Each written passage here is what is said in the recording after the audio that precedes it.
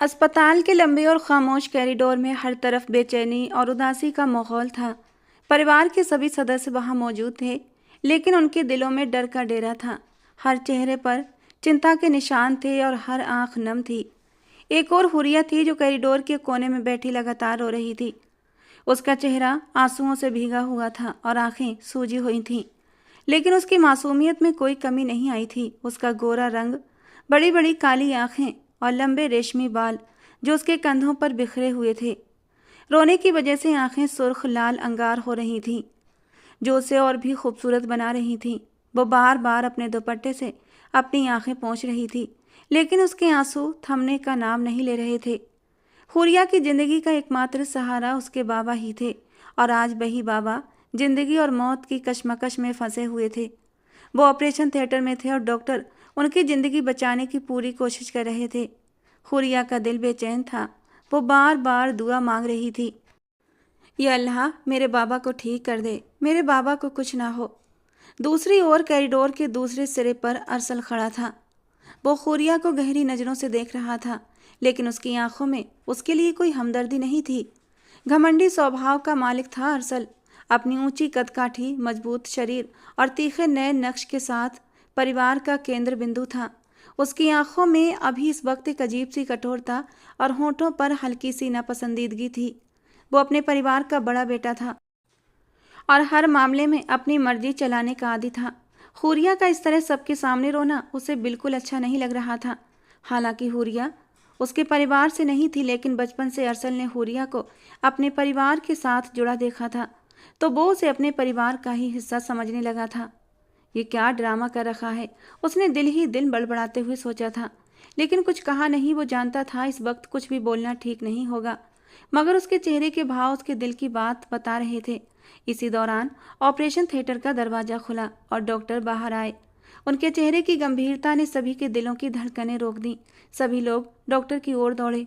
रहमान साहब, जो सरफराज साहब के जिगरी बचपन के दोस्त और अरसल के पापा थे, तुरंत आगे बढ़े। जी डॉक्टर साहब, मरीज का क्या हाल है? डॉक्टर ने एक नज़र सब पर डाली और फिर कहा, मरीज होश में है, लेकिन बार बार किसी रहमान साहब को बुला रहे हैं। बेहतर होगा कि आप तुरंत उनके पास चलें। हुरिया, जो डॉक्टर की बात सुनकर स्तब्ध रह गई थी, तुरंत रहमान साहब के पास आई थी। अंकल जी, मैं भी आपके साथ जाऊंगी।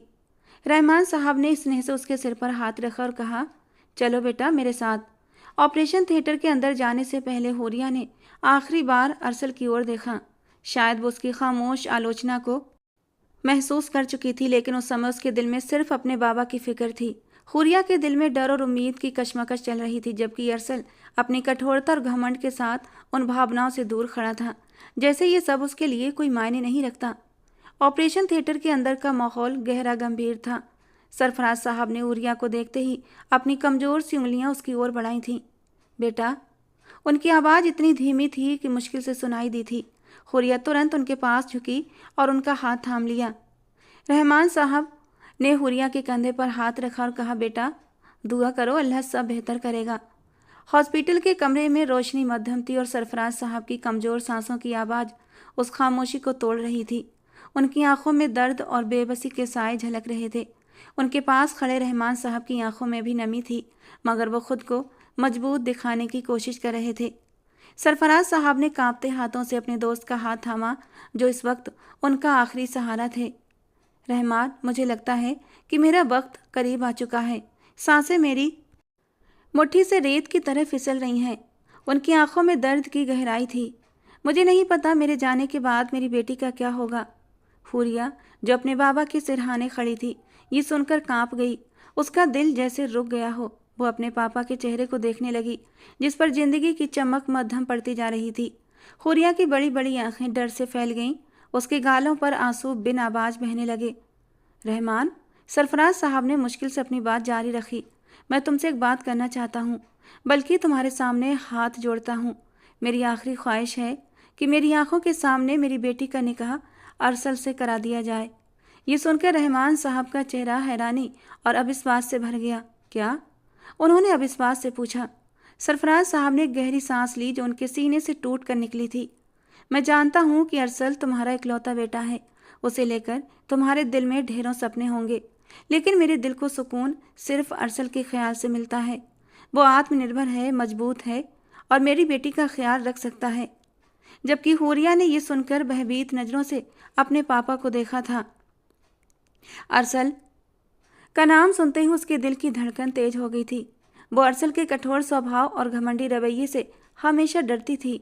वो उसे बचपन से ही नापसंद करती आई थी और उसके सामने बैठना तो दूर, बात करने से भी घबराती थी। उसकी बड़ी बड़ी आंखों में डर की परछाइयां थीं और उसका पूरा अस्तित्व कांप रहा था। लेकिन सरफराज, रहमान साहब ने धीमे और शांत लहजे में कहा, खुदा ना करे कि तुम्हें कुछ हो। अभी तुम हिम्मत रखो और जहाँ तक अरसल और हुरिया की बात है, मैं वादा करता हूँ कि तुम्हारे होते हुए ही धूमधाम से उनकी शादी कराऊंगा। ये मेरा वादा है तुमसे, लेकिन अभी इस हालत में ये मुमकिन नहीं। सरफराज साहब की आंखों में आंसू भर आए। रहमान, अगर तुम सच में मुझे अपने छोटे भाई जैसा मानते हो तो मेरी आखिरी ख्वाहिश पूरी कर दो, मुझे सुकून से जाने दो। रहमान साहब कुछ देर सरफराज साहब को देखते रहे। उनके दिल में एक तूफान उमड़ रहा था, लेकिन अपने दोस्त की हालत देखकर वो कुछ कहने में असमर्थ थे। उन्होंने धीरे से सर हाँ में हिलाया, जैसे दिल की गहराइयों से मजबूर हो गए हों, और फिर चुपचाप कमरे से बाहर चले गए। कमरे में एक पल के लिए सन्नाटा छा गया था।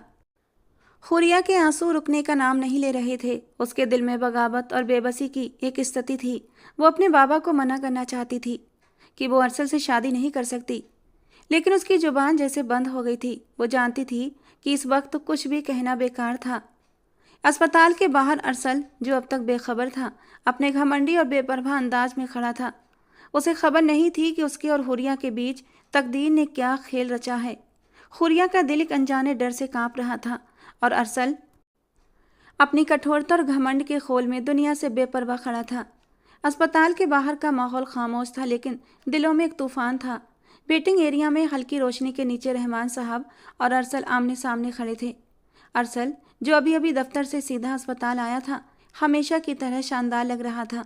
उसका लंबा कद, व्यक्तित्व आकर्ष और आत्मविश्वास भरपूर था। उसने काले पैंट और शर्ट पहनी हुई थी, जो उसकी खूबसूरती को और भी निखार रही थी, लेकिन उसके चेहरे पर गहरी गंभीरता और हैरानी के भाव थे।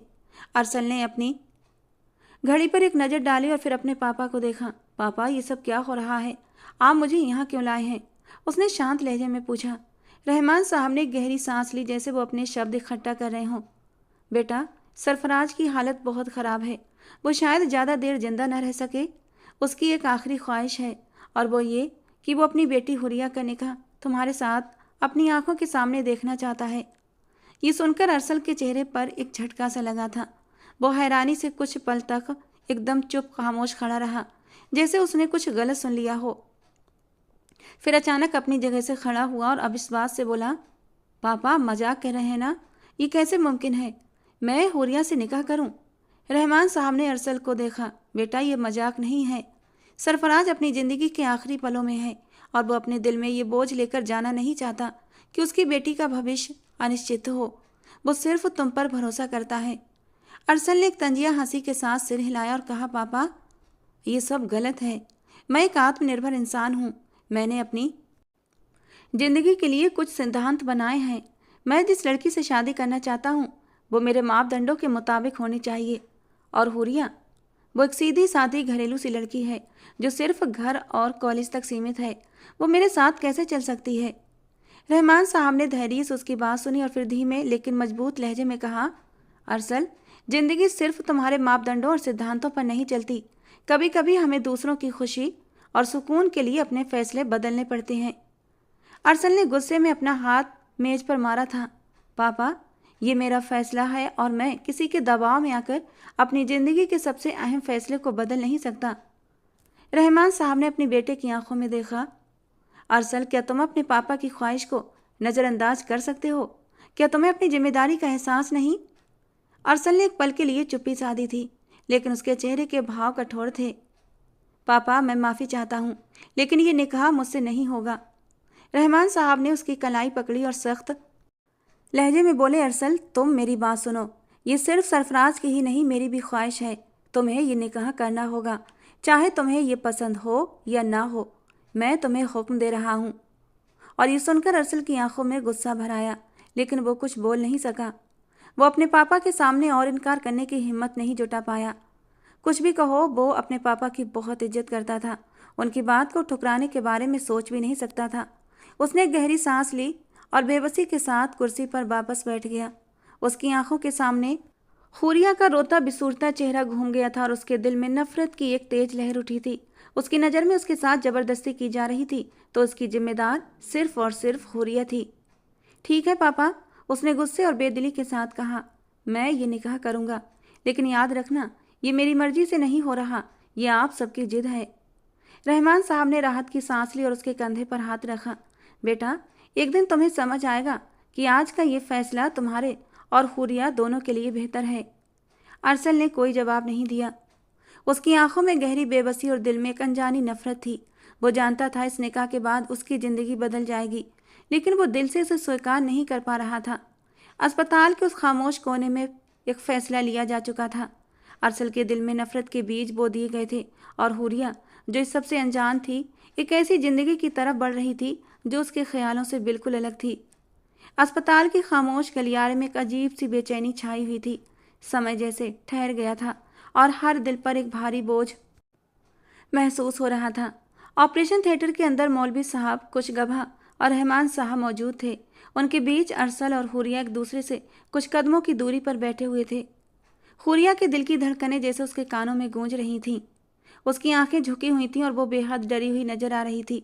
मौलवी साहब ने धीमी और शांत आवाज में निकाह के शब्द बोलने शुरू किए थे। हुरिया बिनते सरफराज, क्या आप अरसल बिन रहमान के साथ निकाह कबूल करती हैं? ये शब्द हुरिया के कानों में गूंजे तो उसकी सांसें जैसे थम गई थीं। एक पल के लिए उसकी आंखों के सामने अपने बीमार बाबा का चेहरा आया, जिन्होंने निकाह की ख्वाहिश की थी। उसकी आंखों से दो आंसू बहकर गालों पर लुढ़क आए। वो बेहद धीमी आवाज में कहा, कबूल है। मौलवी साहब ने ये सवाल 3 बार दोहराया और हर बार हुरिया ने अपने दिल को कुचलते हुए कबूल कहा। निकाह के गवाहों ने अपनी जगह से तस्दीक की और अरसल, जो अब भी भावनाओं से अछूता लग रहा था, निकाहनामे पर दस्तखत कर चुका था। हुरिया ने भी कांपते हाथों से कलम पकड़ी और निकाहनामे पर अपना नाम लिख दिया। उसके लिखते ही जैसे तकदीर की कोई अहम शर्त पूरी हो गई थी। निकाह के शब्द ख़त्म होते ही ऑपरेशन थिएटर में मौजूद सरफराज साहब, जो कमजोरी की हालत में लेटे थे, एक लंबी सांस ली और सबके सामने अचानक हिचकी आई थी। उनकी आवाज़ पूरे कमरे में गूंजी। हर कोई चौंक गया। हुरिया ने फौरन अपने बाबा की ओर देखा, लेकिन उनकी आंखें बंद हो चुकी थीं। 3 बार हिचकी लेने के बाद वे एकदम शांत हो गए थे, जैसे उनकी रूह ने ये इत्मीनान पाकर परवाज कर ली कि उनकी बेटी अब किसी के हवाले हो चुकी है। डॉक्टर, डॉक्टर को बुलाइए, रहमान साहब ने बेतहाशा चिल्लाकर कहा और कमरे में अफरा तफरी मच गई। डॉक्टर दौड़ते हुए दाखिल हुए। सरफराज साहब के शरीर की हालत का मुआयना किया गया, लेकिन सब बेकार था। कुछ पल बाद डॉक्टर ने ऐलान कर दिया, हमें अफसोस है, लेकिन अब वो इस दुनिया में नहीं रहे। ये शब्द कमरे में मौजूद हर इंसान पर बिजली बनकर गिरे। हुरिया, जो अब तक अपने जज्बात को काबू में किए हुए थी, एक दिल दहला देने वाली चीख के साथ बेहोश हो गई। अरसल, जो अब तक सब कुछ खामोशी से देख रहा था, अब अपनी जगह पर बेजान खड़ा था। उसकी आंखें, जो पहले भावनाओं से खाली थीं, अब किसी अनजाने दर्द से भर चुकी थीं। उसने अपने पापा की ओर देखा, जो खुद को मजबूत रखने की कोशिश कर रहे थे, लेकिन उनकी आंखों में अब आंसू थे। अरसल ने अपने आसपास का मुआयना किया और पहली बार उसे एहसास हुआ कि इस पल ने न सिर्फ हुरिया की जिंदगी, बल्कि उसकी अपनी दुनिया को भी पलट कर रख दिया था। ऑपरेशन थिएटर से बाहर निकलते ही सरफराज साहब की मौत की खबर पूरे अस्पताल में फैल गई। हर चेहरे पर उदासी और आंखों में आंसू थे। तुरंत ही उन्हें दफनाने की तैयारियां शुरू कर दी गईं। हुरिया, जो अब तक बेहोश थी, उसको घर लाया गया। वहां मौजूद औरतों ने उसे होश में लाने की कोशिश की, लेकिन वो लगातार होशो हवास खोए हुए थी। अरसल एक तरफ खड़ा सबको देख रहा था। उसके दिल में हुरिया के लिए एक अजीब सी कशमकश पैदा हो चुकी थी। वो जानता था कि हुरिया ने अपनी ज़िंदगी का सबसे बड़ा सदमा झेला है। एक तरफ सरफराज साहब की मौत का गम, तो दूसरी तरफ हुरिया की बेबसी और तीसरी तरफ अरसल की बेचैनी। जिंदगी ने सबको एक ऐसे मोड़ पर लाकर खड़ा कर दिया था जहां हर दिल बोझल और हर आंख आंसुओं से भरी हुई थी। लोगों की भीड़ सरफराज साहब की मैयत के पास जमा थी, लेकिन कोई भी इस मंजर को देखने की हिम्मत नहीं कर पा रहा था। मर्द मैयत को कंधा देने के लिए तैयार खड़े थे और औरतें एक तरफ आंसू भरी नज़रों से ये मंजर देख रही थीं। हुरिया, जो अब तक एक कोने में बेसुध सी बैठी थी, अचानक खड़ी हो गई। उसकी आंखें लाल थीं, चेहरा आंसुओं से भीगा हुआ था और उसका पूरा वजूद कांप रहा था। वो लड़खड़ाते कदमों से मैयत की ओर बढ़ी थी और जोर से चिल्लाते हुए बोली, नहीं, कोई मेरे बाबा को यहाँ से लेकर नहीं जाएगा, कोई उन्हें नहीं छुएगा। लोगों ने हैरानी से उसे देखा और औरतें उसे संभालने के लिए आगे बढ़ीं, लेकिन वो किसी की भी नहीं सुन रही थी। उसने रहमान साहब का बाजू पकड़कर झंझोड़ते हुए कहा, अंकल, आप मेरे बाबा को लेकर नहीं जा सकते। मैं उनके बिना कैसे रहूंगी, बताइए ना, कैसे रहूंगी। उसकी आवाज़ में इतनी बेबसी और दर्द था कि हर दिल कांप उठा था। रहमान साहब, जो खुद भी गम से टूटे हुए थे, हुरिया की हालत देखकर बेबस हो गए। उन्होंने धीरे से कहा, बेटा, ये अल्लाह का फैसला है, हमें सब्र करना होगा। लेकिन हुरिया की आंखों में न कोई सब्र था, न कोई समझौता। वो बेकाबू होकर दोबारा चिल्लाने लगी, नहीं, मैं नहीं मानती, मुझे मेरे बाबा चाहिए, कोई उन्हें मुझसे दूर लेकर नहीं जा सकता। ये शोर सुनकर अरसल, जो मैयत के पास खड़ा था, सख्त चेहरे के साथ आगे बढ़ा। उसकी आंखों में गुस्से की चमक थी। वो अपनी त्योरियां चढ़ाए सीधे हुरिया के पास पहुंचा। उसने एक पल के लिए हुरिया को सख्त नज़रों से घूरा, फिर उसका बाजू मजबूती से थामते हुए बोला, बस बहुत हो गया ये तमाशा, होश में आओ। तुम्हारे पापा अब इस दुनिया में नहीं हैं और मरे हुए लोग जिंदा नहीं होते। अरसल की आवाज़ गरजदार थी और उसके लहजे में कोई नरमी नहीं थी। हुरिया ने एक पल के लिए अरसल की तरफ बेयकीनी भरी नज़रों से देखा, जैसे वो ये मानने को तैयार न हो कि वो इस समय में भी उसके साथ इतना सख्त रवैया अपना सकता है। मगर अरसल के चेहरे पर कोई हमदर्दी और नरमी नहीं थी। उसने गुस्से से कहा, अगर अपने बाबा के लिए कुछ करना ही चाहती हो तो उनकी इज्जत का ख्याल रखो, ये रोना धोना और तमाशा बंद करो। अरसल ने हुरिया को पीछे धकेलते हुए अपने पापा को कंधा देने के लिए आगे बढ़ा दिया। ये पल सबके लिए बेहद दर्दनाक था। मर्दों ने सरफराज साहब की मैयत को कंधा दिया और जनाजा आगे बढ़ा दिया। हुरिया एक बार फिर मैयत के पीछे भागी थी, मगर औरतों ने उसे पकड़कर रोक लिया।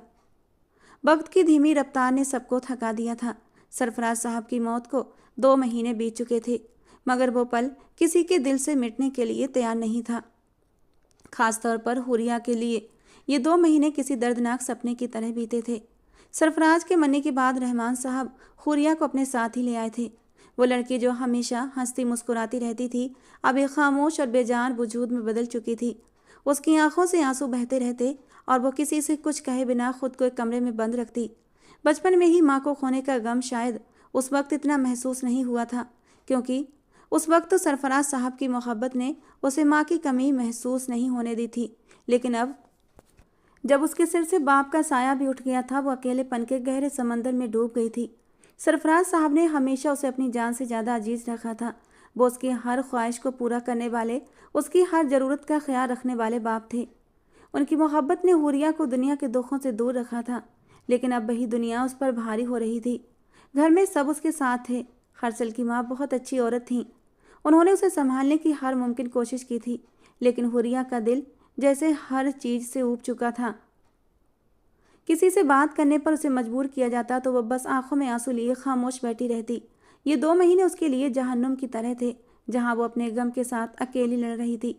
अरसल अपने कमरे में खामोश बैठा इन 2 महीनों के बारे में सोच रहा था। वो हमेशा एक परफेक्ट जिंदगी चाहता था और उसके लिए ये निकाह किसी बोझ से कम नहीं था। मैं इस रिश्ते को कभी स्वीकार नहीं कर सकता, उसने खुद से कहा। यह सब जबरदस्ती का किया हुआ निकाह है और मैं इसके साथ जिंदगी नहीं बिता सकता। उसे हुरिया से शिकायत थी, क्योंकि वो समझता था कि हुरिया में सब्र की कमी है। वो एक भावुक और बहुत ही कमज़ोर टाइप की लड़की है। वो खुद एक मजबूत और आत्मनिर्भर इंसान था, जिसने हमेशा अपने जीवन के फैसले खुद लिए थे। लेकिन ये निकाह, ये फैसला उसकी मर्जी के खिलाफ था और वह इसे दिल से स्वीकार नहीं कर पा रहा था। हुरिया की शक्ल भी एक मासूम सी गुड़िया की तरह थी। उसकी बड़ी हल्की भूरे रंग की आंखें हमेशा आंसुओं से भरी रहती और उसके गाल, जो कभी गुलाब की तरह खिले रहते थे, अब पीले पड़ चुके थे। उसके लंबे काले बाल, जो कभी उसकी खूबसूरती का ताज हुआ करते थे, अब बेजान और बिखरे हुए लगते थे। वो लड़की जो कभी सबके दिल का सुकून थी, अब खुद को एक अजनबी सा महसूस करती थी। अरसल ने हुरिया के बारे में सोचते हुए गहरी सांस ली। मैं उसके साथ ज़िंदगी कैसे गुजारूंगा? हम दोनों बहुत अलग हैं। वो एक नाजुक सी घरेलू सी लड़की है और मैं किसी मजबूत आत्मनिर्भर साथी की ख्वाहिश रखता हूँ। ये निकाह मेरे लिए एक इम्तिहान है। समय बीत रहा था, मगर अरसल की नफरत कम होने का नाम नहीं ले रही थी। वो अपने गुस्से और घमंडी स्वभाव के साथ खुद को इस रिश्ते से अलग रखने के बहाने ढूंढता। दूसरी तरफ हुरिया अपनी बिखरी हुई दुनिया को फिर से जोड़ने की नाकाम कोशिश कर रही थी। हुरिया की हालत देखकर सब बेबस थे और अरसल के व्यवहार ने सभी को और ज़्यादा परेशान कर दिया था। अरसल अपने कमरे की खामोशी में गुम था। उसका लैपटॉप उसके सामने खुला था, मगर उसकी नज़रें स्क्रीन पर होने के बावजूद कहीं और थीं। हुरिया के बारे में सोचते हुए उसे समय का अंदाजा ही नहीं हुआ। अचानक दरवाजे पर हल्की सी दस्तक हुई तो वो चौंक गया। अंदर आ जाओ, उसने अपनी गहरी आवाज़ में कहा। एक नौकरानी अदब से सिर झुकाए अंदर आई। साहब, बड़े साहब आपको कमरे में बुला रहे हैं, उसने धीमे लहजे में सूचना दी। अरसल ने एक पल के लिए खामोशी बरती। उसके माथे पर हल्की सिलवटें उभर आई थीं। वो किसी से मिलने या बात करने के मूड में नहीं था। ठीक है, जाओ, मैं आता हूँ। और नौकरानी कमरे से बाहर चली गई। अरसल ने लैपटॉप बंद किया और गहरी सांस ली। वो जानता था कि उसके पापा उसे क्यों बुला रहे हैं। कल भी उनकी बातचीत का मुद्दा हुरिया ही थी और आज भी यही होने वाला था। वो अपनी कुर्सी से उठाकर कमरे से बाहर आया। जब अरसल कमरे में दाखिल हुआ तो वो हल्के से चौंके। उनकी नज़रें अपने बेटे पर गईं, जो अपने ख़ास घमंडी अंदाज में सीधा बैठा था। चेहरे पर किसी भी तरह का भाव ना के बराबर था। अरसल बेटे, रहमान साहब ने बात शुरू की, मैं तुमसे एक अहम बात करना चाहता हूँ। जी बाबा, कहिए, अरसल ने बिना किसी भाव के जवाब दिया। देखो बेटा, निकाह हो चुका है, हुरिया तुम्हारी बीवी है। सरफराज ने अपनी ज़िंदगी में ये रिश्ता तुम पर भरोसा करके जोड़ा था। अब मुझे लगता है कि उसका हक है कि वो अपनी रुखसती के बाद तुम्हारे साथ अपनी ज़िंदगी की नई शुरुआत करे। अरसल ने सुनते ही गहरी सांस ली। फिर एक पल बाद उसने सिर उठाकर अपने पापा की ओर देखा। पापा, निकाह तो मैंने कर लिया आपकी ख्वाहिश पर, लेकिन जहाँ तक रुखसती की बात है वो तभी होगी जब मुझे सही लगेगा। रहमान साहब ने उसे गौर से देखा। अरसल, समझने की कोशिश करो, वो बच्ची पूरे 2 महीने से टूट कर बिखर चुकी है। उसने बचपन में ही अपनी माँ को खो दिया था और अब उसके बाप भी नहीं रहे। अगर तुम उसके साथ रहोगे तो शायद वो संभल जाए। अरसल ने कड़वाहट भरे लहजे में कहा। पापा, आप चाहते हैं कि मैं इस रिश्ते को ज़बरदस्ती निभाऊं? हुरिया और मैं एक दूसरे से बिल्कुल अलग हैं। वो एक भावुक लड़की है और मैं। वो एक पल के लिए रुका। मैं उसका साथ नहीं दे सकता। अरसल, रहमान साहब की आवाज़ में नाराज़गी थी। ये सिर्फ तुम्हारी ज़िंदगी का मसला नहीं है, ये एक जिम्मेदारी भी है। तुम्हें समझना होगा कि निकाह कोई खेल नहीं है, ये एक वादा है जो तुमने किया था। पापा, अरसल ने उनकी बात काटी। मैं जानता हूँ ये वादा क्या है, लेकिन ये फैसला मुझ पर ज़बरदस्ती थोपा गया था। मैं इस रिश्ते को निभाने के लिए मजबूर नहीं हूँ। रहमान साहब ने कड़ी नज़रों से उसे देखा। क्या तुम ये कहना चाहते हो कि तुम इस रिश्ते को निभाने से इनकार कर दोगे? मैंने ऐसा नहीं कहा, अरसल ने ठंडे लहजे में जवाब दिया। मैं बस ये कह रहा हूँ कि रुखसती तभी होगी जब मैं खुद को इसके लिए तैयार कर लूँ। अभी के लिए ये बात ख़त्म समझे। ये कहकर अरसल उठ गया। अरसल, रुक जाओ, रहमान साहब ने उसे आवाज़ दी, लेकिन अरसल ने पीछे मुड़कर देखना जरूरी नहीं समझा और अपने कमरे की तरफ बढ़ गया। रहमान साहब ने गहरी सांस ली। उनके दिल में एक बेबसी सी आई थी। अरसल का रवैया और उसकी जिद उन्हें निराश कर रही थी, लेकिन वो जानते थे इस मसले को सुलझाना उनकी जिम्मेदारी है। हुरिया की हालत और अरसल की बेरुखी दोनों उन्हें अंदर ही अंदर तोड़ रही थी। सूरज अपनी पूरी चमक के साथ आसमान में था। अरसल शाह अपनी रोज़मर्रा की दिनचर्या के मुताबिक सुबह 9 बजे ऑफिस जाने की तैयारी में जुटा हुआ था। आज उसने काले रंग का पैंट कोट चुना था। नहाने के बाद उसने अपने बाल ठीक किए, घड़ी पहनी और आईने में एक नज़र खुद को देखने के बाद कमरे से बाहर निकला। उसका इरादा था कि नाश्ता करेगा और फिर ऑफिस के लिए निकल जाएगा, लेकिन जैसे ही वो सीढ़ियों से नीचे उतरा, सामने का नज़ारा देखकर उसकी आंखों में नाराज़गी आई थी।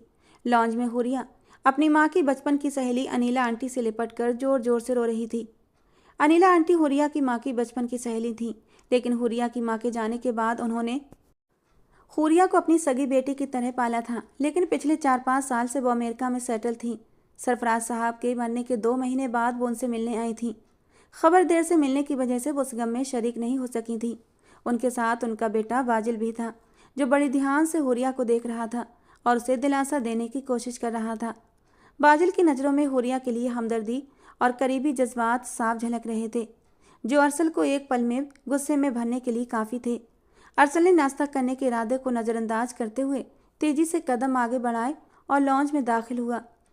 वो झटके से हुरिया के बराबर में बैठा था। हुरिया, जो अनीला के सीने से लगी रो रही थी, अरसल के इस तरह अचानक बैठने पर एकदम सीधी होकर बैठी थी। वो कुछ पल के लिए हैरान हुई थी। अरसल पैर पर पैर रखकर बैठा और अपना मोबाइल निकाल कर उससे स्क्रॉल करने लगा। उसका अंदाज ऐसा था जैसे वो इस पूरे मंजर को नज़रअंदाज कर रहा हो, लेकिन हकीकत में उसकी मौजूदगी का मतलब बहुत साफ था। बाजिल ने भी एक पल के लिए चौंक कर अरसल को देखा। वो अरसल के सख्त और मालिकाना रवैये को महसूस कर चुका था, लेकिन चुपचाप बैठा रहा। अरसल ने अपनी नज़रें मोबाइल पर टिकाए रखी, लेकिन उसका ध्यान हुरिया पर था। हुरिया बेचैन हो गई और उसके बगल में बैठे अरसल के सख्त रवैये से घबराकर अपनी जगह से उठने का इरादा कर रही थी। लेकिन जैसे ही वो उठने लगी, अरसल ने उसका हाथ थाम लिया। हुरिया ने उसकी ओर देखा। अरसल की आंखों में एक अजीब सा भाव था, सख्ती का, मालिकाना हक, और जैसे वो ये साफ कर रहा हो कि सब कुछ उसकी मर्जी से होगा। हुरिया ने डरते हुए अपनी जगह पर बैठने में ही भलाई समझी। उसके हाथों में कपकपी और आंखों में नमी थी।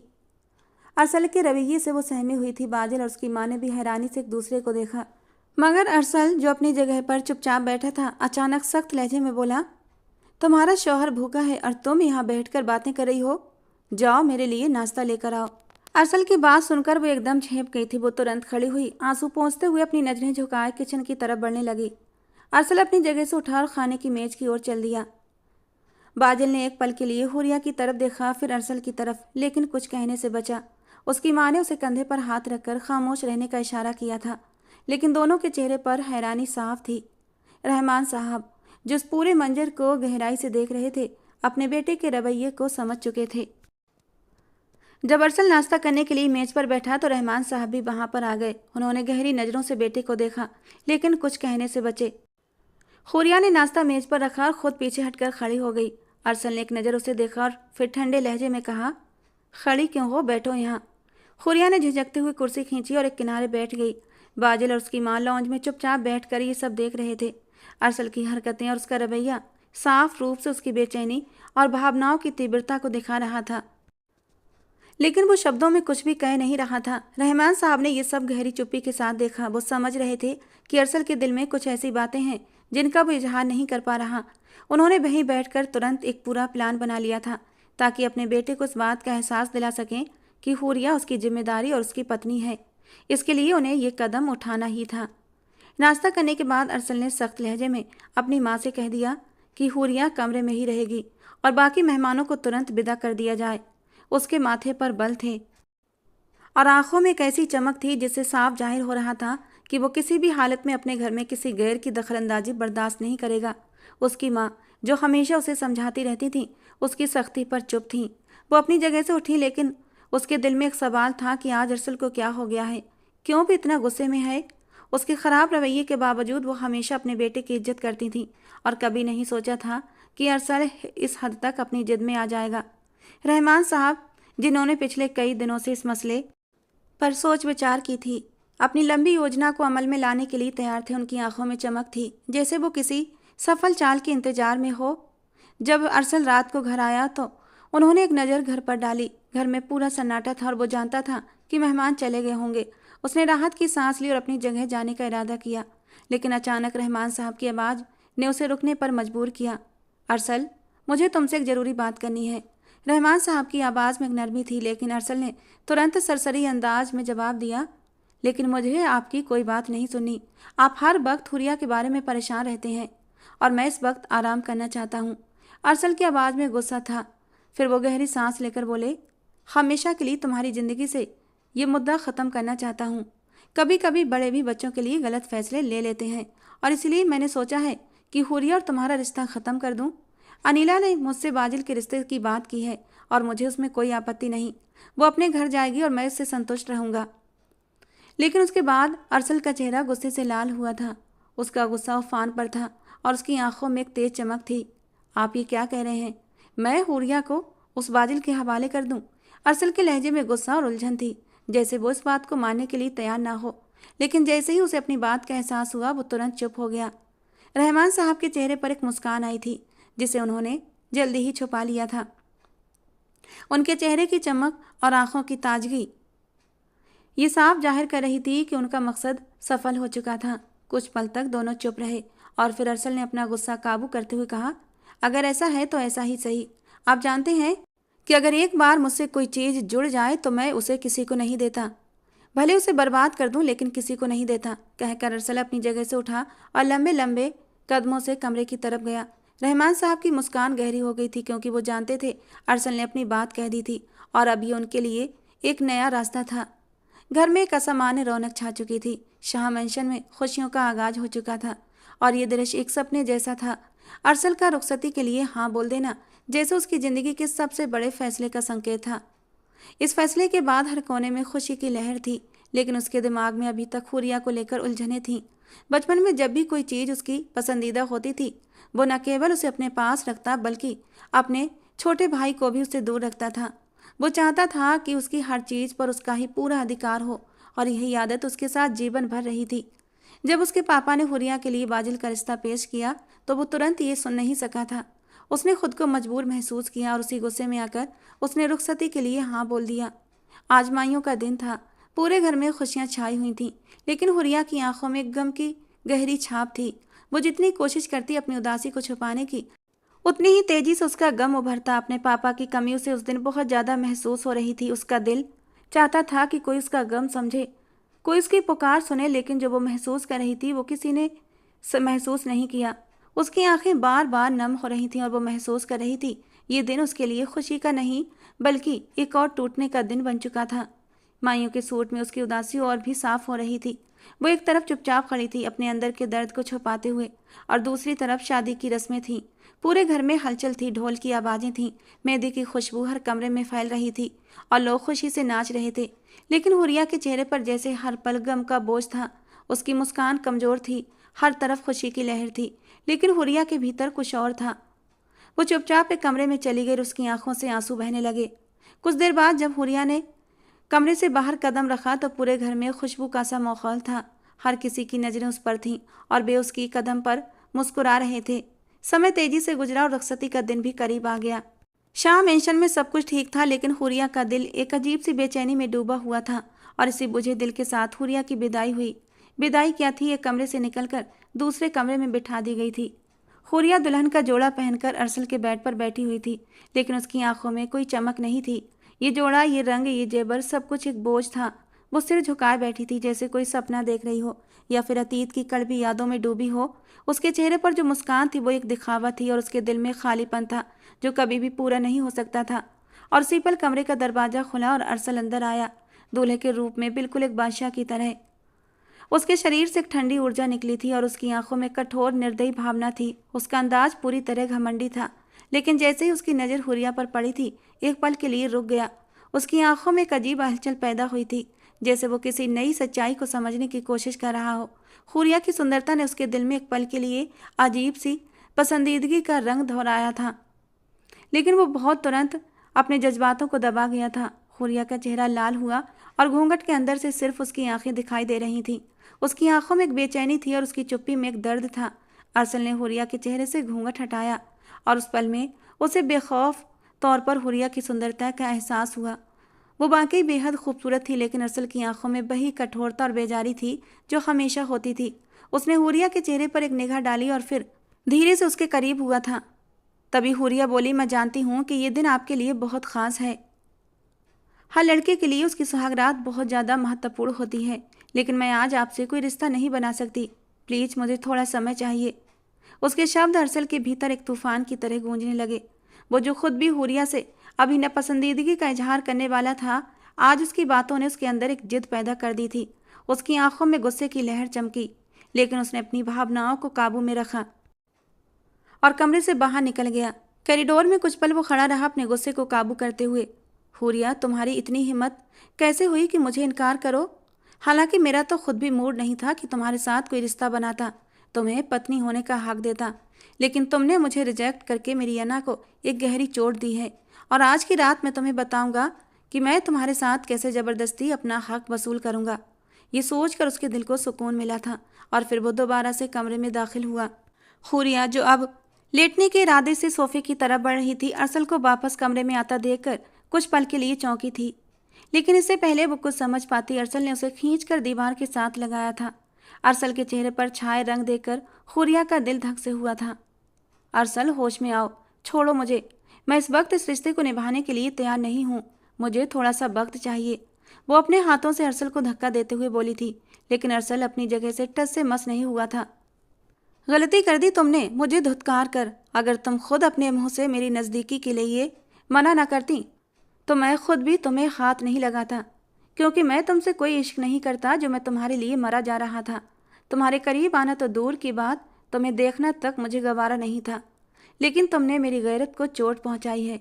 तो आज मैं तुम्हें बताऊंगा कि मुझे धुतकारने का नतीजा क्या होता है। आज मैं अपने सारे हक वसूल करूंगा और तुम मुझे रोक नहीं सकती। कहते कहते अरसल की उंगलियां हुरिया की गर्दन तक गई थीं। धीरे धीरे सहलाते हुए अब उसकी उंगलियां उसके गालों की तरफ बढ़ रही थीं, जबकि हुरिया का दिल बंद होने के करीब था। प्लीज अरसल, ऐसा मत करें। हुरिया ने आंखें बंद करके एक आखिरी विनती की थी, लेकिन अरसल अब अपने होश में कहाँ था। हुरिया को गर्दन से पकड़ते हुए उसने उसके होठों को अपनी होठों के कैद में लेकर बेतहाशा चूमना शुरू कर दिया और हुरिया का सांस जैसे घुटने लगा था। और जब हुरिया के नाजुक से होठों को अरसल ने अपने दांतों से कुचला था तो हुरिया के होठों से एक सिसकी निकली थी। अपनी मनमानी करने के बाद अरसल उससे अलग हुआ था, लेकिन उसे अपनी बाहों से आज़ाद नहीं किया था। हुरिया की आंखों से आंसू बह रहे थे, जिसे अरसल ने अपने होठों से चुनना शुरू कर दिया और अगले ही पल अरसल ने हुरिया का दुपट्टा उससे उतार कर साइड पर रखा था। और जब उसकी खूबसूरती उभर कर अरसल के सामने आई तो उसकी आंखों में नशा उतर आया था। हुरिया के कानों की लौ को अपने कानों से काटते हुए वो धीरे से फुसफुसाया, इस बात में कोई शक नहीं कि खूबसूरत तो बहुत हो। ये कहते हुए उसने उसकी गर्दन पर अपने दहकते हुए होंठ रखे थे। अरसल की संगत में हुरिया का नाजुक सा वजूद कांपने लगा था। वो अरसल को खुद से दूर हटाने की कोशिश कर रही थी, लेकिन वो नाजुक सी लड़की कहाँ अरसल जैसे हट्टे कट्टे मर्द का मुकाबला कर सकती थी। अगले ही पल अरसल ने उसे बाहों में उठाकर बेड पर लिटाया था और हाथ बढ़ाकर लाइट ऑफ कर दी। पूरा कमरा अंधेरे में डूब चुका था, लेकिन उस अंधेरे में हुरिया की एक और ही किस्मत लिखी जा रही थी। सुबह हुरिया की आंख खुली तो एक सफ़ेद चादर में लिपटी हुई थी, लेकिन अरसल अब बेड पर नहीं था। उसने इधर उधर निगाह दौड़ाकर देखा तो अरसल बाथरूम से निकल रहा था। उसने एक नज़र हुरिया को देखा तो उसकी आंखों में रात की खुमारी अब भी चमक रही थी। हुरिया ने अपने आसपास चादर अच्छे से लपेटी।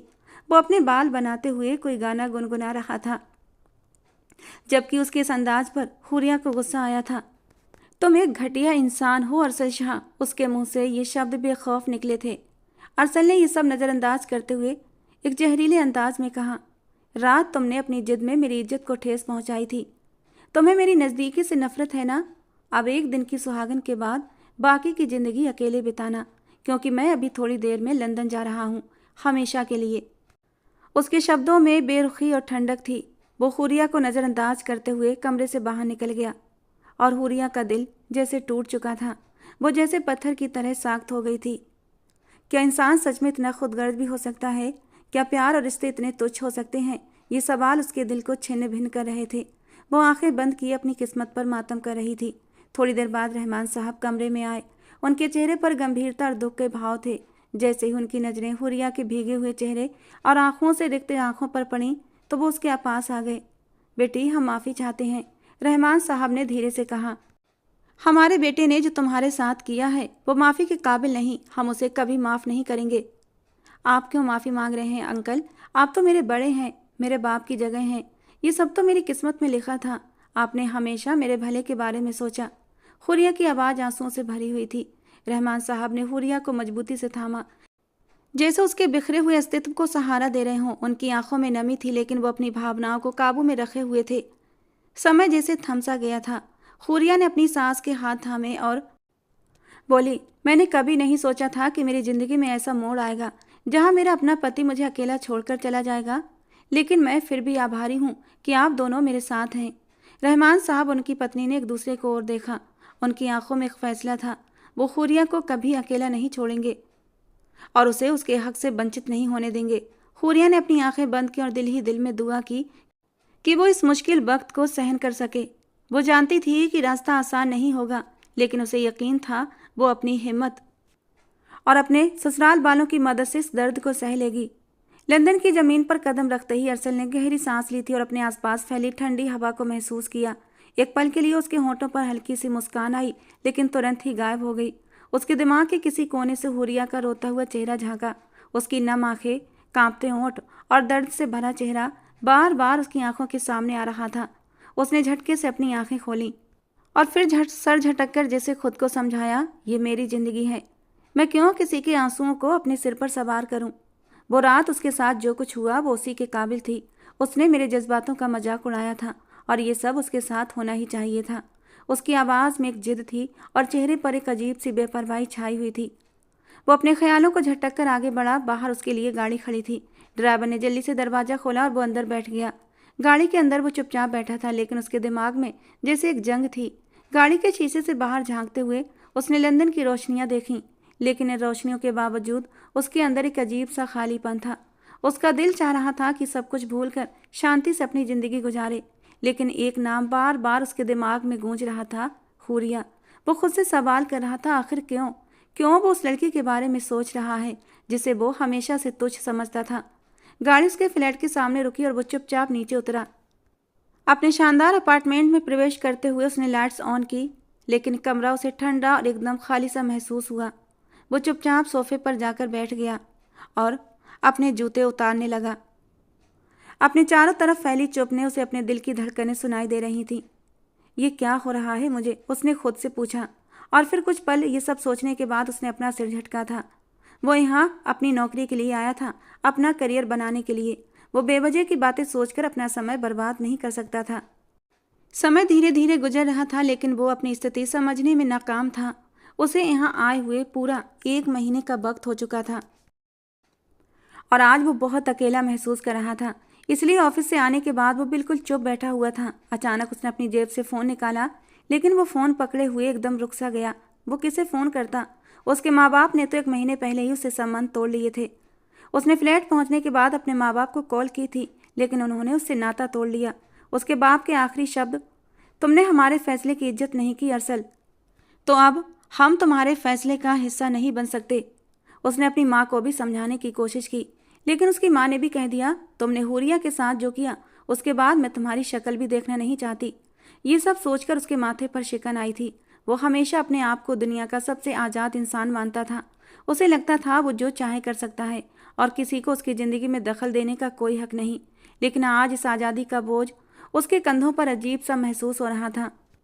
उसने पानी का गिलास उठाया और एक ही घूंट में पूरा गिलास खाली कर दिया, लेकिन पानी के साथ साथ हुरिया की यादें भी उसके अंदर घुलने लगी थीं। वो याद करने लगा कि कैसे उसने हुरिया के साथ रात बिताने के बाद उसे छोड़ दिया था और कैसे उसके आंसू नज़रअंदाज करते हुए वहाँ से आ गया। मैं क्यों उसे याद कर रहा हूँ, वो खुद को उलझते हुए बोला। उसके लहजे में बेबसी झलक रही थी। उसने अपने हाथों को अपने बालों में फंसाया और बेचैनी से अपने कमरे में चक्कर काटने लगा। उसे एहसास होने लगा कि शायद वो अपनी ज़िंदगी में बहुत कुछ खो चुका है। वो जानता था कि उसने हुरिया को कभी अहमियत नहीं दी, लेकिन फिर भी उसके दिल के किसी कोने में खालीपन था। सोने के इरादे से लेटा तो उसे हुरिया की खुशबू खुद में ही महसूस हुई थी, जैसे वो अभी भी उसकी बाहों में सिमटी हुई है। उसने झट से आंखें खोल दी। हुरिया के साथ बिताए वो खूबसूरत पल उसे बेचैन करने लगे। नहीं, मैं उसे सोचना नहीं चाहता। ये सब सोचते हुए उसने अपने ब्रीफकेस से अपनी फाइल निकाली और ख़ुद को काम में बिजी रखने की कोशिश की। लेकिन जैसे ही उसने पहली लाइन पढ़ी, उसके दिमाग में हुरिया की मुस्कान का अक्स आया। वो मुस्कान जो उसने हुरिया के चेहरे पर शायद ही कभी देखी थी।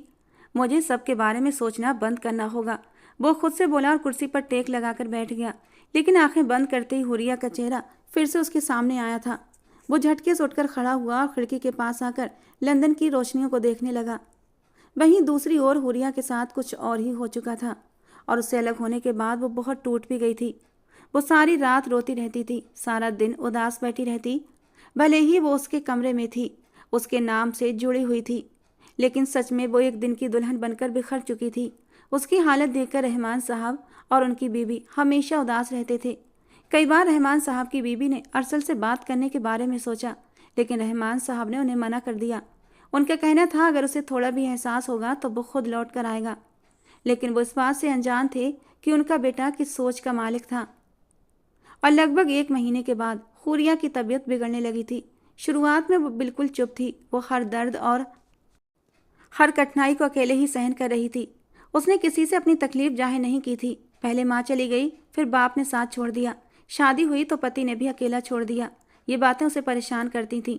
वो दिन ब दिन डिप्रेशन का शिकार होती जा रही थी और अब तो उसकी तबीयत में काफ़ी साफ बदलाव आने लगे थे। वो रोज़ ब रोज़ कमज़ोर होती जा रही थी। ये चीज़ रहमान साहब और उनकी बीवी ने महसूस किया था। इसीलिए उसकी सास ने तुरंत ही उसका डॉक्टर से चेकअप करवाया था। वो एक औरत थी, इसलिए उन्होंने आराम से हुरिया की स्थिति को भांप लिया था और उनके सोचने के बिल्कुल सही अनुसार जब डॉक्टर ने उन्हें बताया कि वो उम्मीद से है, तो ये खबर उनके लिए खुशी भरा झटका थी। लेकिन न जाने क्यों हुरिया को एक अजीब सी बेचैनी थी। उसे लग रहा था कि अरसल अब कभी नहीं आएगा। लेकिन वो मासूम इस बात से अनजान थी कि इस 1 महीने के दौरान जितना उसने अरसल को याद किया है, उससे कई ज़्यादा उस गुस्सैल आदमी ने उसे याद किया था। रहमान साहब का दिमाग तुरंत घूम चुका था। उनका बेटा अरसल लंदन में था और हुरिया की हालत की गंभीरता को देखते हुए वो अब थक चुके थे। बेवजह से संपर्क तोड़ना उन्हें अब नुकसानदायक लग रहा था। उन्होंने तुरंत अरसल से संपर्क करने की कोशिश की। रहमान साहब ने अरसल को फ़ोन किया और जैसे ही अरसल ने उनका फ़ोन आता देखा तो वो हैरान हुआ था। उसने तुरंत कॉल रिसीव की, जबकि रहमान साहब ने सबसे पहली बात यही बोली थी, तुम तुरंत वापस आ जाओ। एक पल के लिए अरसल हैरान हुआ था। उसका दिल चाहता था कि वो लौट जाए, लेकिन अपने अहंकार के हाथों मजबूर होकर उसने इनकार किया। लेकिन जब रहमान साहब ने उसे कहा कि वो बाप बनने वाला है और हुरिया को उसकी ज़रूरत है, तो वो कुछ पलों के लिए चुप हो गया। उसके अंदर एक नया जोश जागा था, जैसे उसे हकीकत का एहसास हो चुका हो। वो तुरंत लंदन छोड़कर भारत वापस आया था। हुरिया उससे बात नहीं करना चाहती थी और वो बिल्कुल भी उसे माफ़ करने के लिए तैयार नहीं थी। लेकिन उसने अपनी तकलीफ को कुछ देर के लिए नज़रअंदाज किया और अपने आने वाले बच्चे के लिए अपनी नाराज़गी को एक तरफ रख दिया था। अरसल ने उससे माफ़ी मांगी थी, लेकिन जब हुरिया ने उसे माफ़ नहीं किया तो अरसल अंदर से टूट गया। उसे एहसास था कि उसने गलत किया और उसे उसकी गलती की सज़ा मिलनी चाहिए। और उस दिन वो हुरिया के सामने आया था। हुरिया, मैं तुमसे दिल से माफ़ी मांगता हूँ, लेकिन तुम अगर मुझे माफ़ नहीं कर सकती तो मैं तुम्हारे सामने रहकर तुम्हें और दुखी नहीं कर सकता। मैं वापस जा रहा हूँ, लेकिन तुम चिंता मत करना, वहाँ से भी मैं तुम्हारी हर ज़रूरत का ख्याल रखूँगा। ये कहकर जैसे ही अरसल पलटा था, हुरिया बर्दाश्त न कर सकी। वो रोते हुए उसके सामने आई थी। उसके सीने पर अपने हाथों से घूंसे बरसाने लगी। बहुत बुरे हो अरसल, बहुत बुरे। मैं मानती हूँ जिन हालात में हमारी शादी हुई वो बहुत मुश्किल दौर था, लेकिन मैंने भी तो तुम्हें पति के रूप में स्वीकार किया था ना, तो तुम क्यों मुझे छोड़कर चले गए। कहते कहते वो अरसल के चौड़े सीने में सर छुपाकर रोने लगी थी, जबकि अरसल ने भी उस नाजुक सी लड़की को समेट लिया था जो उसकी ज़िंदगी थी, उसका सब कुछ थी। लेकिन बस इस बात को पहले समझ नहीं पाया था। और आज जब उसने हुरिया को अपनी बाहों में समेटा तो ऐसा लगा कि जैसे उसके दिल में एक सुकून सा उतर गया था। आंखें बंद करके उसने इस सुकून को महसूस किया था। उसने खुद से वादा किया कि आने वाली ज़िंदगी को इतना खूबसूरत बनाएगा कि कभी भी हुरिया को शिकायत का मौका नहीं देगा। दोस्तों, आज की हमारी ये कहानी आपको कैसी लगी कमेंट बॉक्स में ज़रूर बताना। दोस्तों, हमारी कहानी को एक लाइक और अपना एक प्यारा सा कमेंट ज़रूर किया करें, क्योंकि दोस्तों इससे हमें पता लगता है कि आपको हमारी कहानियाँ पसंद आती हैं या नहीं। तो चलिए दोस्तों, मिलते हैं अगली किसी नई रोमांटिक कहानी के साथ।